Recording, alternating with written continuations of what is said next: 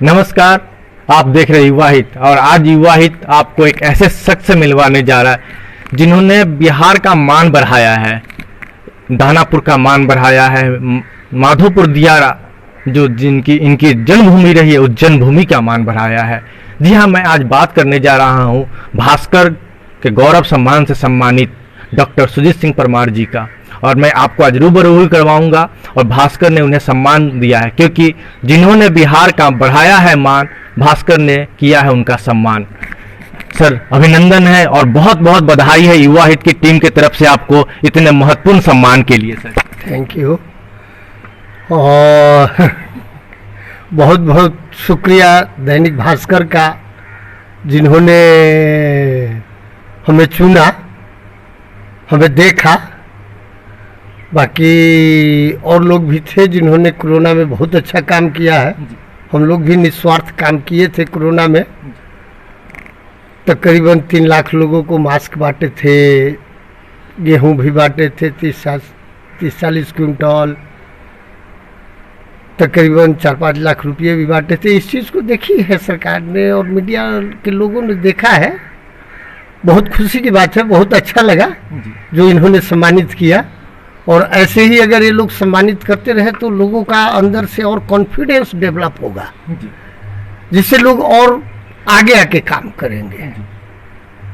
अभी हम लोग बहुत कुछ काम कर रहे हैं, दियारा में भी बहुत कुछ काम कर रहे हैं परमार जन कल्याण के थ्रू। अभी वृद्धाश्रम का काम चल रहा है। हो सकता है कि इस साल के अंत में आपका दियारा में कंप्यूटर एजुकेशन बच्चों का skill development, computer education, software development, इस तरह की कई चीज़ें जो है हम लोग इस साल के अंत तक शुरू करने जा रहे हैं। फिल्म मॉडलिंग कोर्स और लड़कियों के सिलाई के ऊपर भी, लड़कियों के सिलाई प्रशिक्षण प्लस उनको जॉब देने के लिए। एक्चुअली हमारे दियर में प्रॉब्लम क्या है, हम आए हैं दियर से जी। पैदा तो हम दियर में हुए हैं जी। और दियर में प्रॉब्लम क्या है, बच्चों का स्किल जो है वो डेवलप नहीं है। बच्चे एजुकेशन तो ले लिए हैं, सर्टिफिकेट ले लिए हैं, लेकिन इनका स्किल जो है अंदर से डेवलप नहीं है। तो वो कहीं जॉब नहीं कर पाते क्योंकि उनका लैंग्वेज जो है वो दियर वाला ही लैंग्वेज रह गया, तो आगे सक्सेस नहीं हो पाते हैं। ये चीज़ मैं देखा हूँ और मेरी इच्छा है कि सबसे पहले बच्चों को स्किल डेवलपमेंट का काम कराया जाए। स्किल डेवलपमेंट, जो बच्चे एजुकेटेड है, शिक्षा ले चुके हैं और बेरोजगार बैठे हुए हैं, उनके लिए मैं कुछ कंपनियों से भी बात किया हूँ। पिछले लॉकडाउन में हम लोग कुछ बड़ी बड़ी कंपनियों से बात किए थे, जिसमें उन्होंने बोला था कि ठीक है आप स्किल डेवलपमेंट कीजिए तो कुछ लड़के आपके जो है हम लोग अपने कंपनियों में ज्वाइन करा लेंगे। तो अभी तो बाढ़ है, ईटा मेरा गिरा हुआ है वहाँ, बाढ़ के कारण हम 3-4 महीने से नहीं जा पा रहे हैं दियर में। जैसे नवंबर में पुल बन जाता है तो हम दियर में जाएंगे। सबसे पहला मेरा काम होगा दियर में उन बच्चों को ढूंढना, उन बच्चियों को ढूंढना जिन्होंने एजुकेशन तो ले लिया लेकिन जॉब नहीं कर रहे हैं। उसके पीछे एक छोटा सा कारण है स्किल डेवलप। उनको गोल नहीं बताया गया कि क्या करना है नहीं करना है, बस एजुकेशन ले लिए, डिग्री ले लिए और घर में बैठ गए सरकारी जॉब का इंतजार कर रहे हैं। तो उनके अंदर ये कॉन्फिडेंस भरना कि आप भी कुछ कर सकते हो।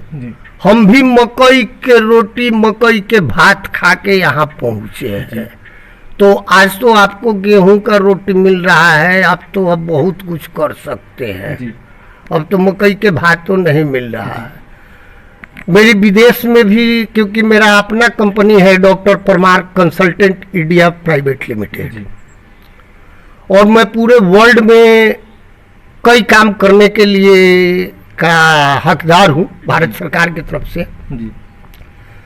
मैंने 2-3 देशों में भी बात किए हैं जी और मेरी हार्दिक इच्छा है कि मेरे दियारा के बच्चे जो है विदेश में जाके नौकरी करें। जी ठीक है, जी मेरी हार्दिक इच्छा है। जी इसलिए मैं 2 देशों से बात किया हूँ।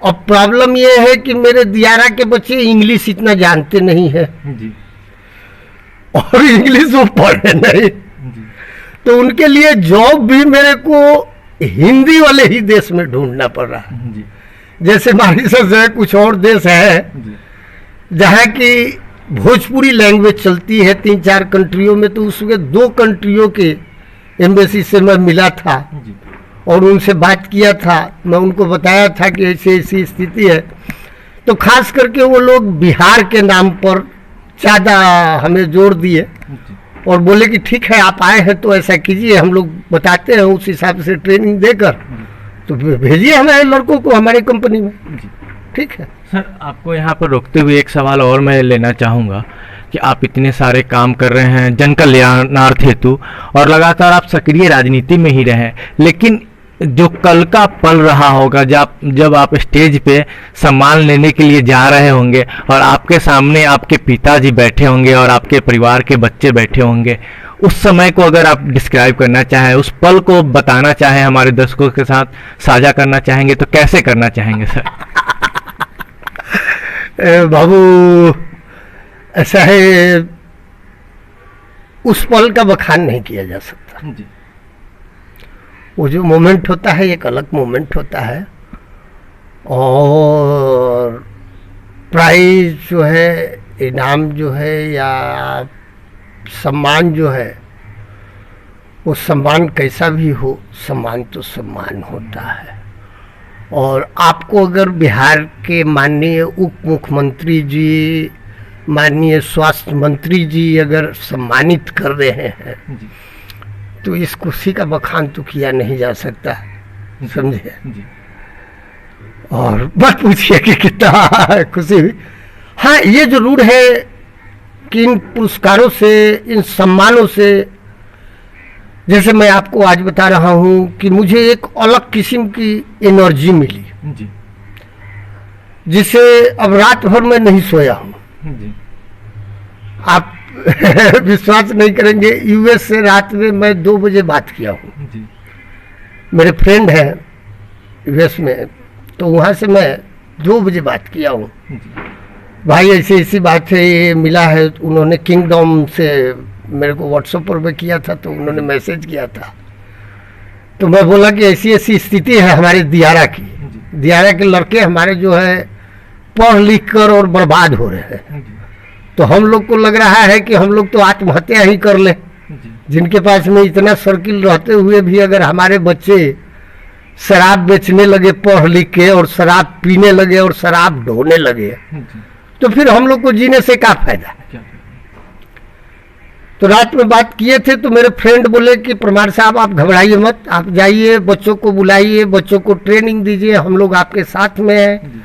कुछ मेरे अखिल भारतीय क्षत्रिय महासभा के मित्र हैं विदेशों में, जिन्होंने भी मेरे को फ़ोन किया, मैसेज दिया कि आप घबराइए मत, आप अकेले नहीं हैं, आपके साथ में पूरा कुनबा है, और आप बच्चों को ट्रेनिंग दीजिए, बच्चों को स्किल डेवलप कीजिए, हम लोग नौकरी देंगे। मेरी हार्दिक इच्छा है कि मेरे दियर से कम 200-300 लड़के विदेश चले जाए और मैं अपने हाथों से भेजूं उनको विदेश, उनको रोजगार दे दूं, समझे। इतना ही में मैं धन्य हो जाऊं। कहा जाता है कि जब आप अपने क्षेत्र के लिए लगाव आपके मन से उतर के आपके दिल में आ जाए तो आप उसके लिए कुछ भी कर सकते हैं, और एक कल्याणार्थ के लिए, और एक जो सक्रिय राजनीतिज्ञ होते हैं वो अपने क्षेत्र की प्रायोरिटी को समझते हुए काम करते हैं। सर बहुत बहुत धन्यवाद, और पुनः आपको बहुत बहुत बधाई सर इतने सम्मान के लिए, और लगातार आप इसी प्रकार कार्य करते रहें और अपने क्षेत्र, अपने गांव बिहार का नाम पूरे देश में लहराते रहें सर। एक बार फिर से आपका तो धन्यवाद है ही।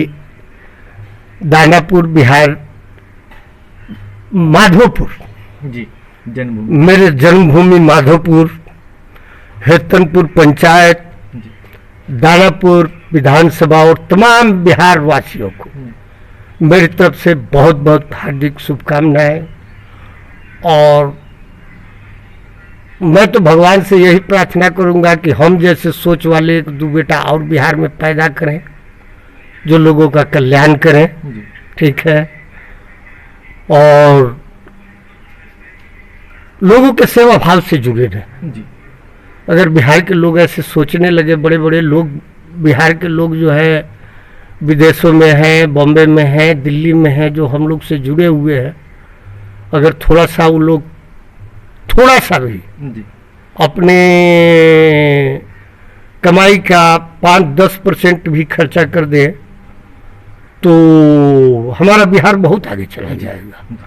और थोड़ा सा भी हम जैसे हम लोग सोच रहे हैं, तो हमारे जितना भी न सोचे, कम से कम 10% भी सोच लें तो हमारे बिहार के बच्चे बहुत आगे चले जाएंगे। हालांकि हमारा बिहार पिछड़ा हुआ नहीं है, हमारे बिहार के बच्चे बड़े आगे हैं और बड़े जॉब वगैरह में बड़े अच्छे हैं। कुछ बच्चे जो गांव में रह गए वही जो है गांव में है और कर रहे हैं, लगे हुए हैं। बाकी आप सबको दुआ चाहिए, आप सबका आशीर्वाद रहेगा तो जरूर कुछ करेंगे। और शायद इन साल के अंत तक दियर से कुछ लड़के तो जरूर हम जॉब में भेजिए देंगे। कोशिश मेरा रहेगा कि हम विदेश भेजें, विदेश नहीं तो इंडिया में 150 लड़कन के तो नौकरी लगेबे करेंगे। जय हिंद, जय भारत, जय माधोपुर दियर। बने रहें युवा हित में, देखते रहें। और कैसा लगा आपको यह वीडियो अब कमेंट करके जरूर बताएंगे।